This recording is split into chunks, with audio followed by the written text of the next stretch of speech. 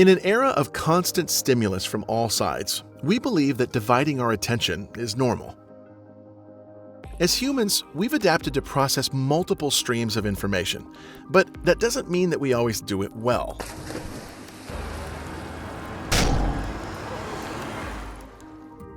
But just because it seems like our brains multitask, that's not actually how they work. The brain processes tasks one at a time. Brains can juggle tasks very rapidly. This is called task switching. Ever try to text someone while talking to someone else? It doesn't work very well, does it? Task switching fools us into believing we're doing two tasks at the same time. Even when we're focused, the brain engages in a constant process to deal with the information it receives. It needs to select, process, encode, store, retrieve, and act on all of the information that it takes in. That's a lot. When the brain is overloaded, all 6 of these steps are affected. Now, imagine driving with a brain on distractions. This is the scan of a well-focused brain. Notice all the activity is centralized? And this is a brain with just a little bit of distraction. Big difference. Distractions have consequences. On the road, your life and the lives of others are constantly at stake. Every year in America, 4,000 teens die in car crashes, and 75% of these crashes are from reckless and distracted driving. Let's take a deeper look at distractions while driving. This is a visual distraction. Visual stimuli come through the eyes, then the optic nerve, and are processed in the occipital lobe. Visual distractors reduce our ability to scan our surroundings. Anything that takes your eyes off the road is a visual distraction, whether it's blocking your view or causing you to look away from the road. There are all sorts of distractions in the car, from the radio to the navigation to our phones. This is a manual distraction. Sense data comes into the sensory cortex and is then processed and delivered to the motor cortex. We process our control of the vehicle through the feedback loop of the steering wheel and through other tactile or touch data coming from all over the body. Anything that causes you to take a hand off the wheel reduces your ability to feel the momentum changes of the vehicle and also reduces your ability to control the vehicle. Holding a latte, searching for food, putting on makeup. These are just a few examples of manual distractions. This is an auditory distraction.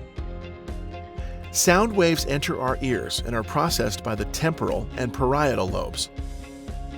Any sound that interferes with your hearing the road or competes for your attention is an auditory distraction. Examples in the car include music, conversations with passengers, and talking on the phone, even hands-free.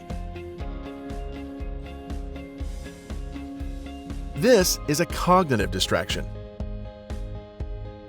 This happens in the prefrontal cortex, and when it does, all other tasks are literally unattended to. As a teen, your prefrontal cortex is still developing and won't reach a more efficient lower density of neurons until you're in your 20s, and this puts you at even greater risk. Anything that causes your mind to be diverted away from your driving is a cognitive distraction. Daydreaming, talking on a cell phone, whether hands-free or not, and drowsiness are all examples of cognitive distractions. So is emotional driving. Ever try to concentrate when you just had a heated argument or when you're elated from winning a big game? Big emotions are definitely dangerous in a car. Cognitive distractions cause a ripple effect across a multitude of physical and psychological systems. Cognitively distracted drivers tend to look at, but not see objects. Studies show that drivers using cell phones look but fail to see up to 50% of the information in their driving environment. This is called inattention blindness. Distractions rarely stay in just one category. A manual distraction is also a cognitive distraction and can quickly become a visual and auditory distraction. And any distraction at all can be deadly. Reckless and distracted driving is the #1 killer of teens in America. So, what can you do to drive distraction-free? Knowing that the brain processes tasks one at a time is the first step towards making real change. But knowledge obviously is not enough by itself. The next step is to take this information and really self-analyze your own behavior while driving, every ride. Then, act preventatively. First, put all distractions away before you start driving. Use an app that automatically puts your phone to Do Not Disturb, or turn it off completely. Keep your eyes on the road, and keep both hands on the steering wheel whenever the car is in motion. Keep the music down. Keep your headphones out of your ears, and don't talk on the phone even if hands-free. Set an intention to remain focused during every ride. As a driver, speak up if your passengers are being distractions. As a passenger, be an extra set of eyes for the driver, and don't be afraid to speak up if you feel unsafe. Know your driver. And finally, always wear your seatbelt properly and follow traffic laws. Doing these things habitually will literally strengthen your brain's circuitry, making it easier every time to remain focused when it matters most.